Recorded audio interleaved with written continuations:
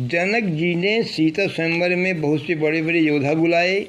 जनक जी ने कहा कि इसी धनुष को तोड़ देगा उसी के साथ सीता का मैं विवाह करूंगा। एक से बढ़कर एक योद्धा धनुष को हिला नहीं पाए, सभी ने अपनी अपनी वीरता दिखाते रहे।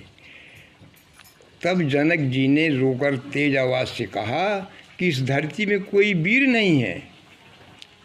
तब लक्ष्मण जी ने क्रोध से भरकर राम जी से बताया कि जनक जी कह रहे हैं कि इस धरती में कोई वीर नहीं है। तो लक्ष्मण जी ने कहा कि मैं बताऊंगा इस धरती में वीर है कि नहीं, क्योंकि लक्ष्मण जी शेषनाग अवतार हैं, पूरी धरती को साधे हैं, तो वो बताएंगे। तो राम जी ने कहा कि देखो लक्ष्मण, इतना क्रोध न करो अपने होने वाले ससुर से। राम जी एक तरफ किनारे में खड़े थे और सीता जी जयमाल लिए खड़ी थी। तो राम जी सीता जी को टकटकी निगाह से ताकते रहे और ताकते ताकते सीता जी की ताकत राम जी में आ गई और राम जी ने धनुष को तोड़ दिया।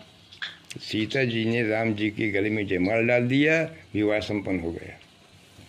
राम जी के 14 वर्ष के वनवास में सीता जी भी साथ में गईं।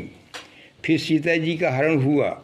बाद में राम जी ने रावण के मारने के लिए चित्रकूट में कूटनीति बनाई। इसीलिए चित्रकूट का नाम चित्रकूट पड़ा। चित्रकूट दूसरा एक अर्थ मैं मोटी भाषा में बता रहा हूँ। चित्रकूट माने दूसरा कारण कोटन प्रकार की चित्र। आप किसी तीर्थ में जाइए तो आपको एक दो ऐसे देवता मिलेंगे और वहाँ तो कोटन प्रकार की चित्र है, तो इससे चित्रकूट नाम पड़ा। क्योंकि रावण को मारने के लिए राम जी ने समुद्र के किनारे शिवलिंग की प्राण प्रतिष्ठा कराने के लिए हनुमान जी को बुलाकर कहा कि कोई विद्वान पंडित ढूंढ कर लाओ। प्राण प्रतिष्ठा करवाना था राम जी को, तो हनुमान जी ने कहा कि कोई अच्छा विद्वान पंडित ढूंढ के लाओ। तो हनुमान जी ने हर जगह पता लगाया। सभी लोगों ने बताया कि रावण से विद्वान पंडित कहीं नहीं है।